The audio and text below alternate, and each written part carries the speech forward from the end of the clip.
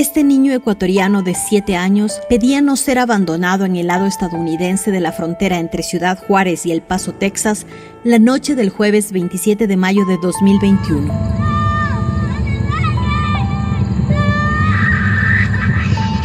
Sus gritos alertaron a miembros de la patrulla fronteriza, quienes llegaron para asistirlo. Esta es solo una más de las escenas dramáticas que diariamente se viven en esta crisis de movilidad humana sin precedentes, que en los últimos años tiene protagonistas más vulnerables e indefensos. Miles de niños, niñas y adolescentes de varios países, entre ellos ecuatorianos, intentan cruzar la frontera de México para llegar a Estados Unidos y reencontrarse con sus padres a cualquier precio. Unos van solos, mientras otros son enviados con los coyoteros o polleros, como llaman a los traficantes de personas. Hay un incremento histórico de migrantes irregulares, sobre todo de menores de 18 años, según nos confirmaron las autoridades mexicanas. Andrés Ramírez, coordinador de la Comisión Mexicana de Ayuda para Refugiados, dice que las solicitudes de refugio han aumentado y que estos viajeros ya no llegan solo desde países centroamericanos, sino desde Venezuela, Brasil, Chile, Colombia y por supuesto también desde Ecuador. Fíjate que sí está aumentando también, la proporción se mantiene más o menos alta, pero sobre todo ya se batió el récord del promedio mensual de niños y adolescentes, sean acompañados o no acompañados, porque ya rebasó los 1.700, andamos como 1.730 mensuales, solamente de personas menores de 18 años. David Molina, migrante ecuatoriano que viajó en marzo de este año a Estados Unidos, atravesando por tierra las fronteras de Centroamérica, confirma esta realidad y nos cuenta que varios de sus compañeros de travesía eran adolescentes. La presencia de menores es muy clara. La verdad es que en mi grupo éramos 10 personas, de aquellos 4 personas eran menores, sin acompañamiento. Eran personas menores de edad sin acompañamiento. Entre los 12 a 17 años más o menos. Eran mexicanos, estoy hablando de la frontera de México. Mexicanos, bueno, había hindúes, ecuatorianos también. David asegura que la ruta está llena de dificultades y riesgos, más aún para los menores de edad. Por ejemplo, en mi caso yo tuve que atravesar el río Bravo y ya más o menos faltando un cuarto del río, pues todo el mundo se cae. Entonces nos caímos y tuvimos que terminar nadando. Correr por más de 1 hora seguida, sí, sin descansar. La vigilancia continua de los drones encima de uno. Los helicópteros de inmigración, las patrullas. Bueno, es un tema bastante fuerte en cuestiones de control y ellos tienen que estar a la altura de poder correr eso. Y bueno, en ese caso todos pasaron, todos los que estaban conmigo pasaron, pero hay ocasiones en las que muchos se pierden o se ahogan en el río. En el 2020, las autoridades mexicanas de migración detectaron en ciudades y pasos fronterizos a más de 11,000 menores que viajaban solos. De ellos, 21 fueron ecuatorianos, en su mayoría de comunidades indígenas pobres. Hasta abril de 2021, fueron ubicados 3,988 menores, entre ellos 6 ecuatorianos. Estos son los casos de menores de edad que viajan sin acompañamiento y que no logran cruzar la frontera sur de Estados Unidos. Están varados en México, en refugios y centros de acogida mientras se resuelve su situación migratoria. Créame que para nosotros es muy complicado verlos de repente cuando llegan aquí, pues en veces tristes. Cuando un niño es canalizado aquí, lo primero que nosotros notamos, y la parte de psicología, es esta parte de que están viviendo pues un duelo, ¿verdad? Porque es una pérdida para ellos el no alcanzar a llegar a los Estados Unidos. Quien habla es José Alfredo Villa, director del Centro de Atención Integral Noemí Álvarez Quillay, en Ciudad Juárez, en plena frontera. Este albergue lleva el nombre de una niña ecuatoriana que no pudo cumplir el sueño de reencontrarse con sus padres. decidimos llevar el nombre de Noemí Álvarez Quillay. Se trata de una pequeña ecuatoriana de 12 años de edad, indígena, originaria de una de las comunidades quechuas más vulnerables del Ecuador. Noemí no pudo completar el viaje que le llevaría a la reunificación familiar y que tenía por destino llegar a Estados Unidos para estar al lado de sus padres. Terminó su travesía el 11 de marzo de 2014, tras un recorrido de cerca de 10,000 kilómetros desde el inicio de su peregrinar los primeros días de febrero para terminar con su existencia en un albergue para niñas y niños migrantes en Ciudad Juárez. Decidimos mantener el nombre de Noemí Álvarez Quillay, que es desde hoy nuestro tributo de respeto y cuidado a la niñez migrante.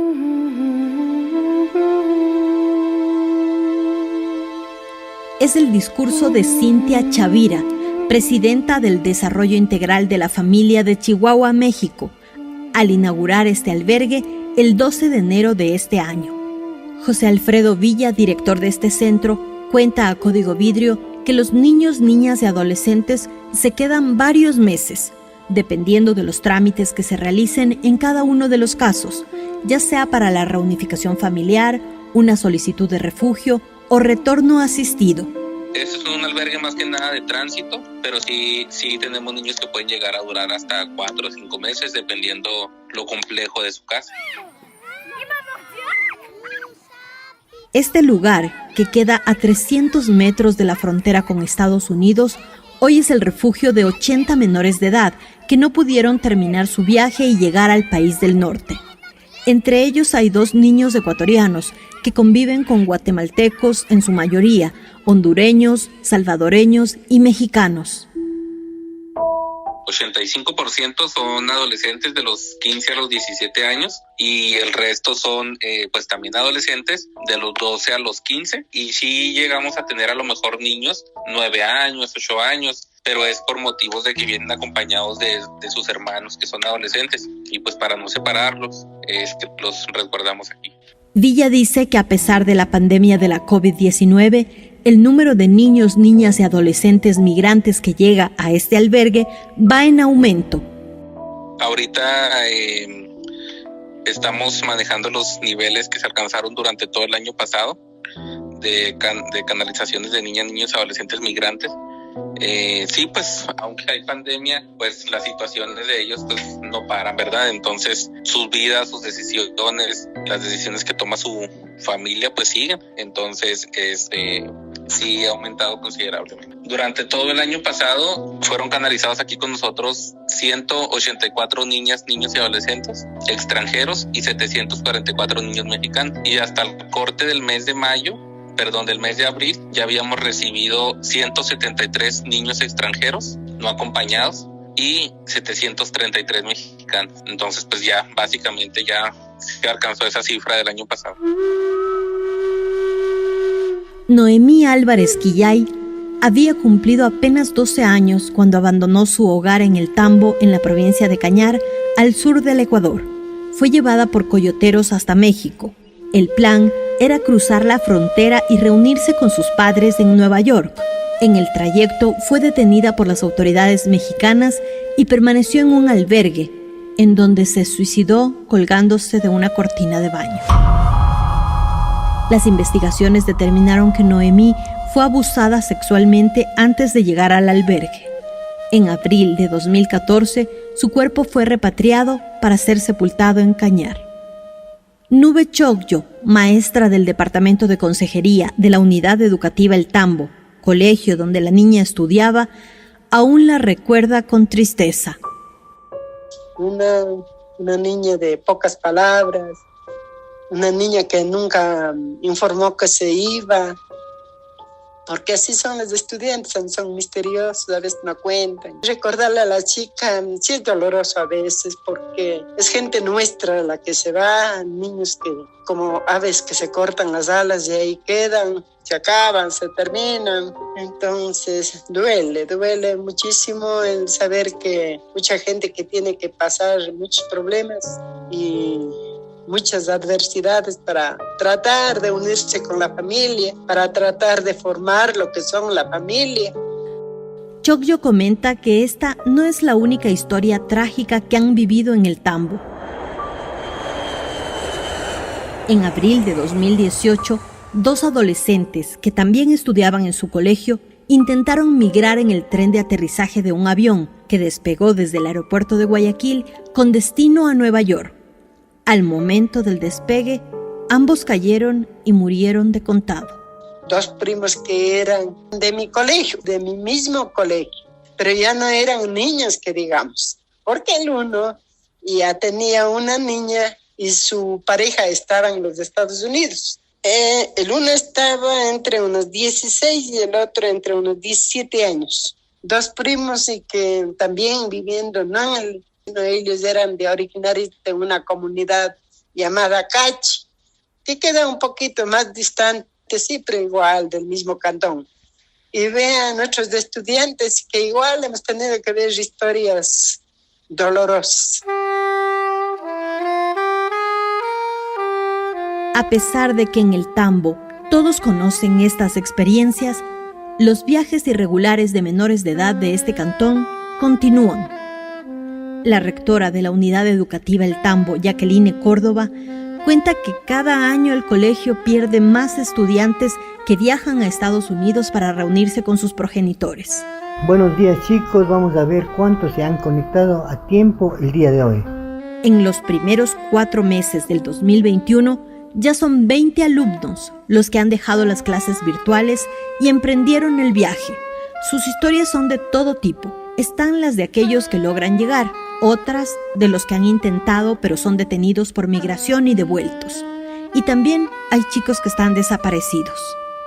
Bueno, tengo un caso que de un estudiante que el papá pidió un certificado de estudios, de asistencia, de matrícula, notas del año pasado, notas de este año hasta donde él ha entregado, porque dice que está en la migración y que necesita para poder salir de ahí y que le den paso a que pase a Estados Unidos. El otro caso, vuelta del otro joven de 9º, es que ya ha enviado a la tutora la fotografía que está con la familia y que le den, o sea, que le entreguemos un certificado de notas para continuar estudiando allá y que ya están con la familia, o sea, que están ellos ya tranquilos y que quiere continuar estudiando allá. La tía de uno de estos menores migrantes que logró llegar a Estados Unidos nos confirma esta historia. Nos pidió no revelar su nombre ni quiso dar mayores detalles sobre el viaje de su sobrino. Sin embargo, dijo que el niño de 11 años viajó hace 2 meses desde el Tambo y ya está en Nueva York con su madre. O sea, es un niño que se fue de 11 años. Es sobrino nomás. Sí, hasta allá ya están 2 meses ya. Sí, estaba siguiendo las clases virtuales mismo. Porque yo hablé con la rectora y me supo decir que pueden terminar y ella para darle el pase para allá.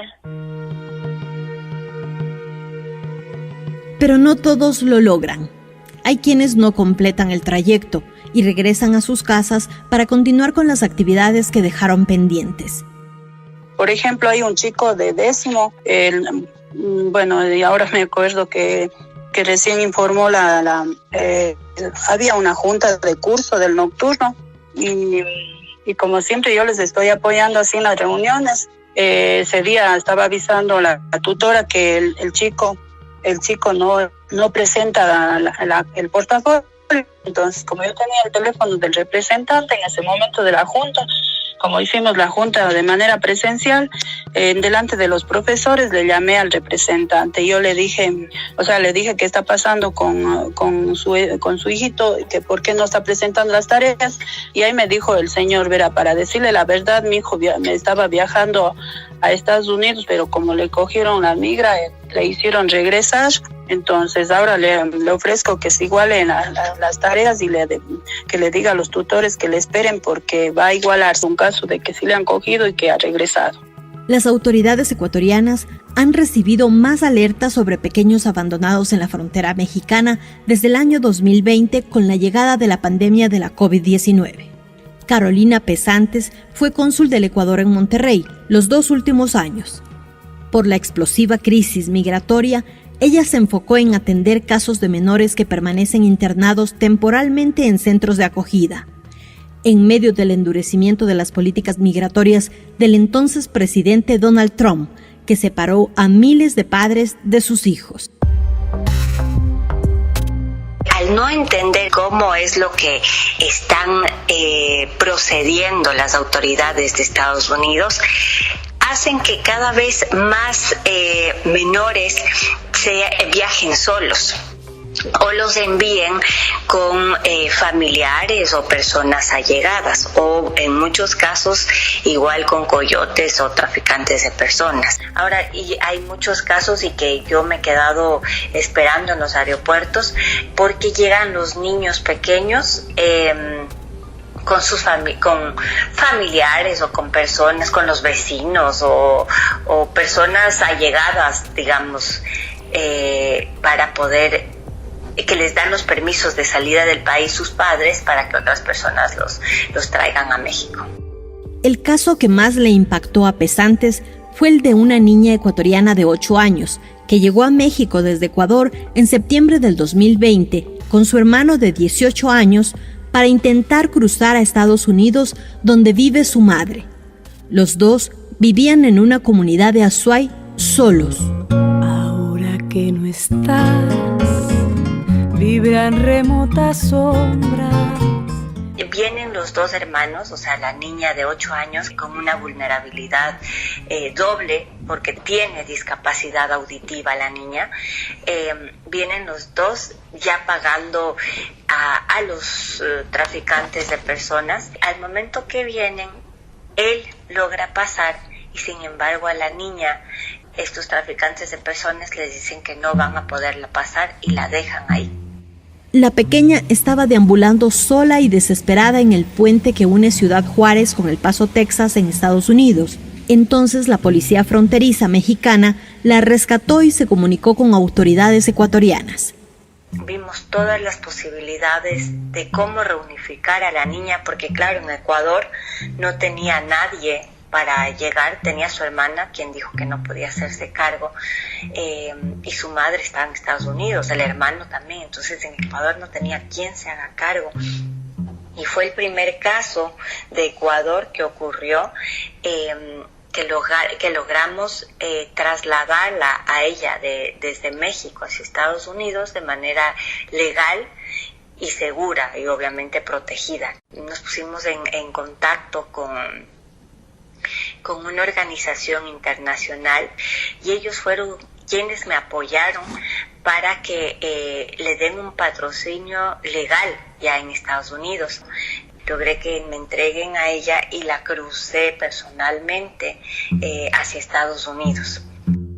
En diciembre del 2020, Pesantes cruzó legalmente con la niña por el puesto de control aduanero y la entregó a autoridades estadounidenses que luego la llevaron con su madre, con quien vive hoy en Nueva York.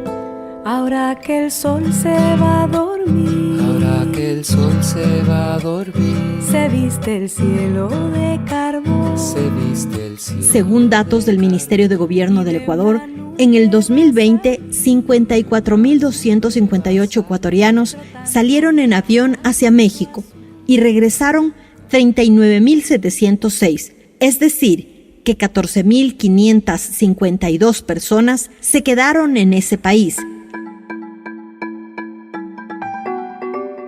Las autoridades indican que de este número, el 6%, es decir, más de 800 ecuatorianos, son menores de 18 años que se quedaron en México con el propósito de cruzar la frontera y llegar a Estados Unidos.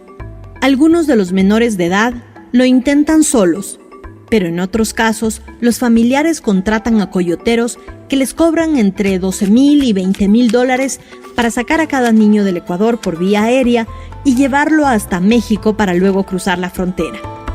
Según la Organización Internacional para las Migraciones, OIM, de cada 10 migrantes ecuatorianos que son víctimas de estas redes de tráfico de personas, 6 son de las provincias de Azuay y Cañar.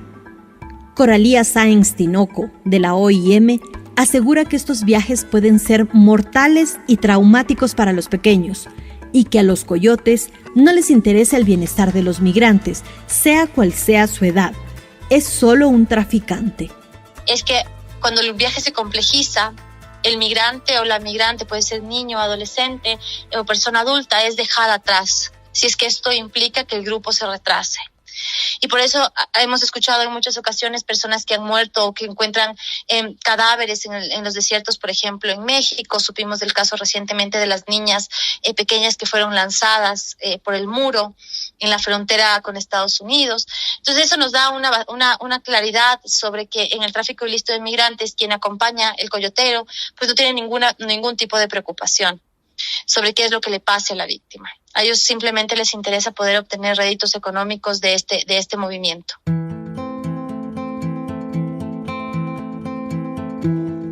Esto lo sabe muy bien Maribel Buñay, migrante cuencana que viajó a México junto a sus hijas de 5 y 7 años. Ella le pagó a un pollero que las abandonó en la frontera después de robarle su dinero. Fue rescatada por la policía fronteriza de Estados Unidos. Estuvo 2 semanas en un refugio junto a sus hijas y luego consiguieron asilo. Hace 2 meses llegó a Nueva York y desde ahí recuerda las difíciles experiencias que sus niñas tuvieron que vivir.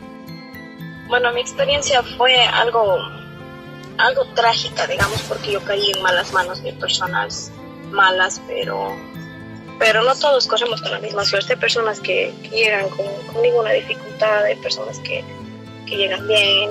Pues la diferencia de mí es que pues yo traje a las niñas, entonces eso era un detente, o sea, tenía que pensar 2 veces para hacer las cosas, tenía que hacer, ¿cómo le explico? O sea, no podía hacer mis cosas con mis impulsos, ya tenía que hacerlo pensando muy bien. Pues más o menos así fue mi experiencia, porque en traerles a las niñas pues les exponía mucho, les traumé mucho, les traje por un país muy peligroso, o sea, fue algo loco que decidimos hacer las 3, pero bueno, estamos bien, ya estamos en Estados Unidos, bendito sea Dios, y ya estamos pues acá. En busca de un sueño se acerca este joven, en busca de un sueño van generaciones. Estas son las experiencias de quienes decidieron buscar oportunidades lejos del país donde nacieron. Desplazamientos peligrosos que los exponen a ser abusados sexualmente, enfermar, accidentarse, ser explotados por coyoteros o caer en manos de narcotraficantes que los raptan para extorsionar a sus familiares.